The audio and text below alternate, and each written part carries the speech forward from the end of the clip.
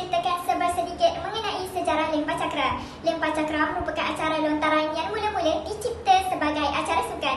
Lempar Cakra dimasukkan ke dalam sukan Olimpik kuno di Greek. Pada masa itu, cakra yang digunakan adalah jauh lebih besar dan lebih berat daripada cakra yang digunakan pada masa kini. Cakra yang digunakan dalam sukan Olimpik moden pertama tahun 1896 adalah seakan-akan sama dengan cakra yang digunakan sekarang. Tahukah anda dulu cakra dibuat daripada kepingan kayu tebal yang berbentuk bulat, leper dan juga dibaluti besi sekelilingnya, serta dimasukkan timah hitam pada bahagian tengah dengan beratnya hampir 2 kg untuk mengelakkan cakra dilempar ke merata-rata arah. Satu kawasan khas yang berbentuk segi empat sama dengan 2.5 meter panjang dan lebar telah disediakan.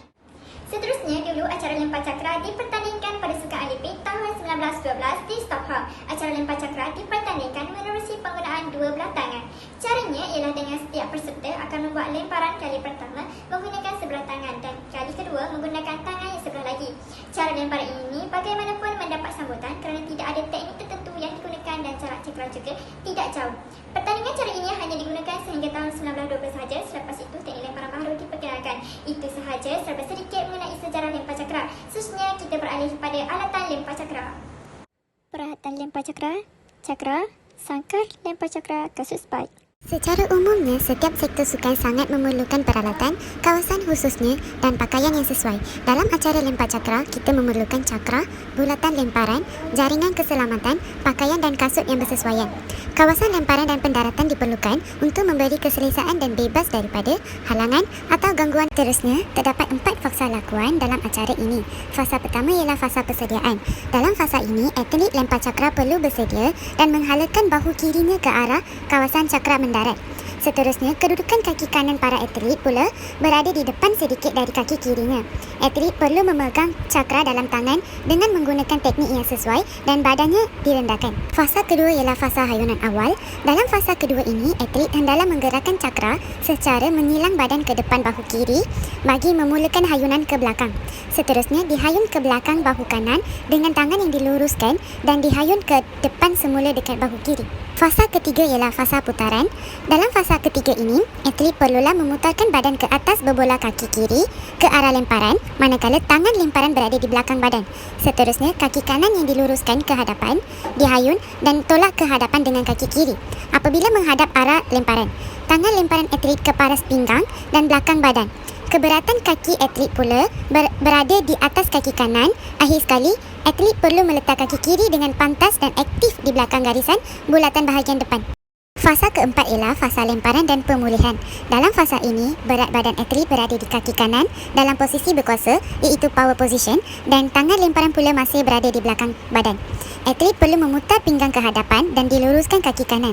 Seterusnya, lempar di paras bahu di atas kaki yang diluruskan. Atlet hendaklah tidak menarik tangan lemparan sehingga kedua kaki adalah di tanah dan pinggang telah diputarkan. Dalam fasa pemulihan ini, atlet perlu mengalihkan keseluruhan berat badan kepada kaki kiri dan imbangkan di atas kedua-dua kaki. Akhir sekali, tangan ikut lajar, gabungkan rangkaian pergerakan hayunan, putaran dan lemparan. Okey, sekarang saya akan menerangkan tentang ansur maju lakukan pergerakan dalam lempar cakra. Okey, saya akan ringkaskan di dalam ansur maju lakukan lempar cakra ini, ia terbagi pada 4 latihan, di mana di latihan yang pertama kita mestilah berdiri dengan kaki yang dijarakkan. Di mana kaki kanan kita di belakang dan bengkokkan kaki sedikit. Okey, langkah yang kedua ialah hayunan cakra yang dibuat mestilah berulang kali ke depan dan ke belakang di sisi badan. Okey, jangan menggenggam cakra seperti pegangan yang diteruskan sebelum ini. Okey, yang ketiga ialah setelah menghayunkan cakra beberapa kali, kita hendaklah condongkan badan kita ke depan dan ke belakang supaya ia dapat bergolek di sisi cakra itu, di mana di sisi cakra itu supaya ia dapat bergolek lurus ke hadapan. Okay, yang seterusnya ialah apabila di saat-saat akhir melepaskan cakra, kita hendaklah putarkan cakra dengan pergerakan jari tangan dan jari telunjuk. Okey, di latihan yang kedua, kita hendaklah berdiri dengan bahu kiri ke arah lemparan dan kedua belah kaki kita hendaklah dijarakkan. Pegang cakra di hadapan bahu kiri dengan sokongan tangan kanan. Okay, selepas itu, hayunan cakra ke belakang dengan tangan lurus dan badan mengilas ke kanan. Ketika melakukan pergerakan tersebut, badan berpaksi antara hujung kedua kaki. Dan step yang ketiga ialah sambil mengilaskan badan dan menghayunkan cakra ke hadapan, kita hendaklah tolak dengan kedua belah kaki dan melemparkan cakra ke kawasan pendaratan. Okey, di latihan yang ketiga ialah kita mestilah berdiri menghadap kawasan belakang arah lemparan. Dan badan kita hendaklah direndahkan sedikit supaya hayunan cakra ke belakang dapat lebih ke hadapan. Okey, step yang seterusnya ialah pada kali kedua sambil hayun cakra ke hadapan, badan kita hendaklah memusing ke arah lawan jam, iaitu ke sebelah kiri. Okey, seterusnya sambil berpusing, kaki kanan hendaklah digerakkan melepasi kaki kiri yang berpaksi. Okey, lakukan sehingga badan menghadap semula ke belakang dan garisan dan tandaan boleh diadakan di atas tanah untuk membantu latihan memusingkan badan. Okey, panduan kedudukan kaki buat latihan dengan pergerakan yang perlahan dan kemudian beransur laju. Yang terakhir ialah pada peringkat awal latihan boleh dilakukan tanpa menggunakan bulatan lemparan dan memegang cakra. Okey, latihan yang terakhir iaitu latihan yang keempat ialah kita hendaklah berdiri di tengah-tengah bulatan dan menghadap ke belakang kawasan lemparan dan hayunkan cakra. Hayunkan cakra dari belakang sambil mengangkat kaki kiri dan mula mengilaskan badan ke depan bulatan. Okey, yang ketiga ialah apabila cakra sampai ke arah bahu, ia dilemparkan ke hadapan. Dan pada ketika itu, lemparan hendaklah dipastikan agar kaki kanan menolak sedikit kuat ke atas tanah. Okey, sekarang saya akan menerangkan tentang drill latihan acara lempar cakra. Okey, first of all, drill latihan bagi acara lempar cakra, ia lebih berfokuskan kepada ansur maju, iaitu teknik lemparan dan fasa-fasa dalam lempar cakra. Okey, seseorang atlet lempar cakra hendaklah memfokuskan ansur maju, di mana atlet perlu berlatih dalam memegang cakra yang betul sebelum melontar untuk mengawal cakra semasa hayunan tangan dan memutarkan cakra ketika hendak melepaskannya. Dan atlet tersebut juga hendaklah perlu belajar dan membiasakan diri dalam melempar cakra dengan kilasan badan, di mana ini merupakan fasa terakhir dalam lemparan cakra. Okey, seterusnya, atlet juga perlulah berlatih teknik yang betul, di mana atlet perlu memilih cara-cara yang bersesuaian dengan cara lontaran atau cara yang bersesuaian dengan atlet itu sendirilah. Okey. Di dalam acara lempar cakra ini, terdapat dua teknik lemparan cakra yang asas, iaitu teknik lemparan statik dan teknik lemparan berdiri pusing. Okey, setiap atlet lempar cakra, mereka perlu belajar dan berlatih teknik lemparan yang bersesuaian dengan atlet itu sendiri agar lemparan yang dilakukan betul dan tidak mempunyai masalah kesilapan teknikal.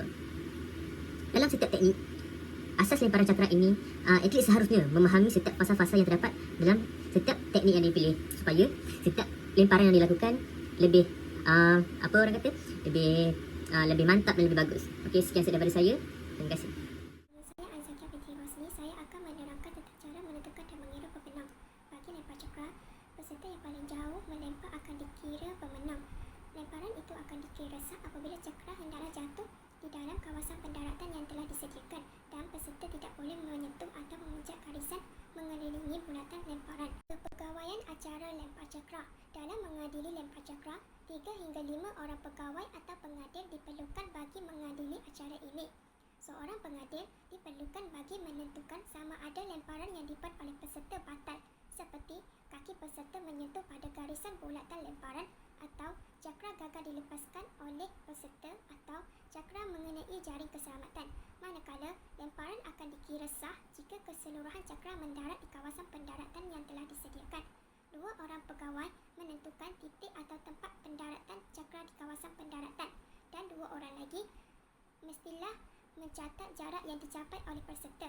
Setiap keputusan yang dibuat oleh pengadil mestilah diterima oleh peserta. Peraturan lempar cakra dibahagikan kepada beberapa bahagian.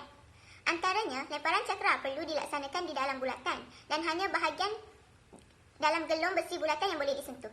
Dari segi masa pula, lemparan cakra hanyalah dalam masa 1 minit selepas masuk ke dalam bulatan. Lemparan cakra akan dikira sah jika keseluruhan cakra jatuh antara 2 garisan pinggir bahagian dalam sektor dan kaki tidak terkeluar atau menyentuh tanah di luar bulatan ketika fasa lajak. Manakala, lemparan cakra akan dikira batal jika peserta keluar dari bulatan sebelum cakra mencecah tanah atau mana-mana bahagian tubuh menyentuh tanah di luar bulatan atau di atas sisi besi bulatan. Seterusnya, dalam permainan lempar cakra, penggunaan sarung tangan adalah tidak dibenarkan, tetapi boleh digantikan dengan serbuk kapur untuk membantu pegangan cakra. Percubaan lemparan cakra hanya boleh dilakukan sebanyak 6 kali. Hanya lemparan cakra paling jauh diambil kira ketika menentukan pemenang. Peraturan untuk ukur cakra juga perlu dititik beratkan, iaitu cakra hendaklah berbentuk bulat tetapi lepeh.